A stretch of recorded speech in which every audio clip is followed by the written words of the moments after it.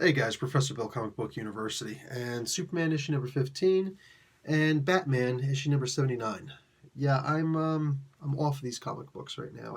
I swear I would laugh in the face of anybody who told me there will come a day when because of story you will stop reading Batman and Superman. I would laugh in the face horrendously at someone like this. Wow. But here it is. So the art in these books are great. I mean, Rogalzar and Stasis, and look at this. Look at this. Like Frank Miller's Superman coming out of the Dark Knight Returns book. You know what I'm saying? Like out of the shadows. God, this whole book is just filled with gorgeous art. It's amazing. And I also, likewise, similarly appreciate and kind of love the artwork in this book. I mean, just this is a beautifully done book. You know what I'm saying? Look at that. But of course, then it's what is actually being drawn, what's being told to be drawn. Like, come on, like, oh, I'm going to do these one-handed push-ups with Catwoman on my back, but I'm still a pussy and I get my ass beat by every single person I meet in Gotham at this point. You don't impress me, bro. You don't impress me. Everybody can do little tricks here and there. You know what I'm saying? And some people who do these awesome one-handed push-ups don't actually know how to fight. That's the impression that I get at this point. What the heck is the purpose of Batman? At this point, Batman just call in and say, hey, Soups, I suck. I lost control of my city. My city. Could you please just fly in there, take a couple seconds out your day and fix everything? Because, you know, that's what you do. At this point, Batman, for as smart as he must be, no, he's actually so insanely stupid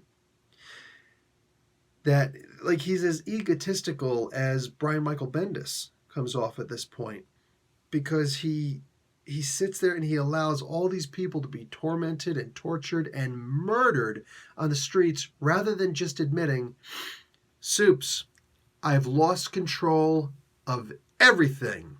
It's the city of Bane right now. Please come in and help me.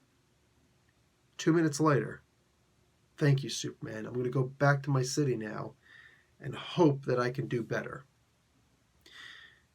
That's what a person who actually cared about their city and their, the residents within that city would actually do. That's what a real hero would do. Pitiful that this mustachio-wearing jackass takes the title of Batman. This is not Batman. This has never been Batman. Come on, man. Come on. So, fighting the Magpie, trying to get to Bane, this interlude. They go at one point, oh, the stuff that happens in this comic book actually happens before issue number 77. No, it doesn't. No, it doesn't. Because you don't get to retroactively call an audible. That's just not how the world works, bro. You screwed up. You screwed up. You made a horrible story. Admit you made a horrible story. You're going into 84. That's good. I'm not going to be reading any more Batman. Not until Tom King is off the book. There's rumor that Christopher Priest might be on here. Somebody's saying, great, we're going to have more time-displaced stuff and whatnot. Like, maybe it'll be good. Maybe it will be Christopher Priest trying to replicate what he did in the Black Panther series that he hasn't been able to replicate since. I just don't know. I just don't care anymore. I just don't care. I'm actually that turned off by Batman at this point. And I'm literally looking towards Tomasi saying, please keep doing a great job, because I can't believe I'm falling off the Batman book because of story. God, you could never convince me of that, man, in the past. You couldn't do that. So yeah, King just, look, man, he's got some great stories. His Vision, his Miracle Man, great works. Then all of a sudden we've got Heroes in Crisis, which they're advertising in these books this week. Does DC as a whole just not get it? So, yeah. Bendis, for his part, he says on his Twitter, or wherever the hell he is, 50% of the reviews are good, 50% of the reviews are bad. Think you're not taking into account what's actually happening here, bro. It ain't no 50-50. Not really. Somebody says something's good, listen to what they actually say. They ain't saying much. They're just looking for access. I'm never going to have a Brian Michael Bendis on my show. Brian Michael Bendis is never going to be like, hey, Professor Bill, you hate my work. I'd love to be on your show. It's never going to happen. So I don't have to worry about that. Bendis is bad for comics. Tom King is bad for Batman and any hero with a crisis, slowing down that story to a damn crawl. But Bendis is bad for comics all in all, as far as I'm concerned. I think that maybe he can make more money just going off and writing novels, making his own comic books, which people seem to like, but my God, I'm going to have to stop reading Superman now because I actually feel miserable picking up a copy of these comics. Look, at some point, I know without, beyond the shadow of a doubt, I will find issue 16 through in a dollar bin someplace, probably in those 4 for $1 bins someplace, because I'm already seeing them. And there's good reason for it. That already, I think these books are just falling by the wayside, man. I mean, the Bendis speak in here is so miserable. And I know there are people crying about, oh, the forced diversity. Lightning Lad was never black. Who gives a fuck? Who cares? That's what you're worried about? Your brain is so small that that's the nonsense you're worrying about? We've got terrible writing in here where the Legion is sitting there talking, just talking.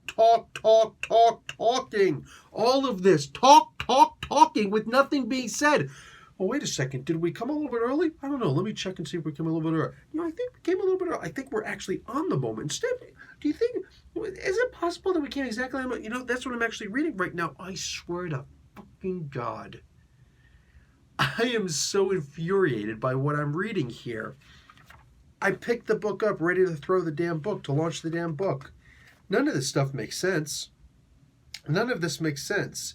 Was Bendis trying to tie up loose ends with bungee cord? Try and tie your shoes with bungee cord. Watch what happens. Freaking Unity Day. Kiss my ass, Unity Day. Like, it's even addressed to the book. Oh, with all this stuff, I never thought about doing a Unity Day and trying to get a United Nations kind of thing going. I already talked about this stuff. Unity Day! Yay! John's the savior. Shut up. Shut up. And then Jor-el goes to prison. Sorry, am I forgetting what happened here? Because I've usually got a pretty good memory here. Sorry, bro, remind me. Am I wrong in saying that somebody plucked Jor-el out of time and tortured him for a really long time and made him crazy? Like his eye got infected from, the kryptonite poisoning and all that stuff. Like lots of bad stuff happened to this poor guy. Grandpa's crazy. Yeah, but apparently he was like tortured. There was some really bad stuff here, and he didn't get the help that he needed. So he's being punished for that. He's being punished for being kidnapped throughout time. Punished for being a freaking prisoner since what? The 30s? Punished for all this stuff. Apparently he created Rogel Zar. Okay. Was this stuff meant to happen? You know what? Like the dude was sentenced to death. And I mean, what's the evidence against him? My God, man. My God. I hope nobody gets raped in this book because the rapist will undeniably go to jail, according to Bendis. This is a miserable book that doesn't tie up loose ends the right way. Doesn't really tie them up. It's a cover over a pot. And the biggest insult of all, I'm going to show you the last page. It's this right here. Return of the Super Sons.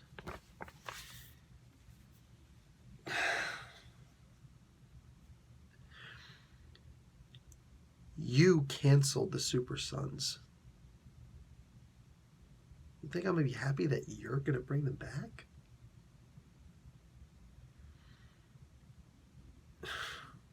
Somebody needs to stop this madman. It's just comic books, man. It's just comic books.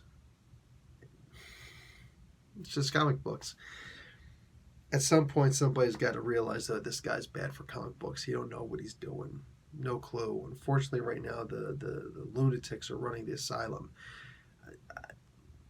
Jim Shooter genuinely said it best. And you go and you check out the, not the exclusive interview I did with him, but the panel that I covered with him and Mike DiCarlo. He literally only mentions one name, and that's Bendis. He's like, nobody's ever going to stop this guy. Nobody's ever going to edit this guy. Nobody's ever going to take this guy aside and say, listen, this isn't going to work. They're just going to let him run with whatever he wants to run with. And I'm afraid... I'm afraid that's not the way it works. I've mentioned it before. As a former university English teacher, I would not proofread my own work because I'm going to miss everything. Meanwhile, if a child proofreads my work, they will see at least some of the mistakes that I've done, because that's what proofreading is. It's a fresh set of eyes fixing things. And the people called editors here, they are being embarrassed because they're not editing this stuff. God, if they are, then they're terrible also. I don't know where else to go with this. This book is terrible. So I'm under no obligation to read what I don't want to read. Even though I really want to read Batman, I really want to read Superman. This is not them. I don't know who these are. I need more time to do my own thing.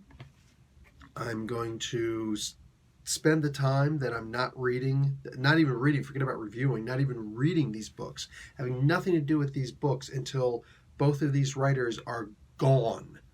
And then whatever books they jump on, I'll probably consider not even reading those anymore, but we'll see. But I'm going to be doing my own thing. I'm going to put a link to my Marvel Superheroes Advanced Role-Playing Game thing where I'm doing the thing with a couple of guys. I'm just, telling stories and they're reacting to them. It's role-playing, Dungeons and Dragons, but for superheroes in the Marvel world. Some people may argue about the quality of the videos. It's my first time hosting this on my own. It's, they might argue the quality of, the game and whatnot. Yes, I'm a failure in the beginning of my storytelling career.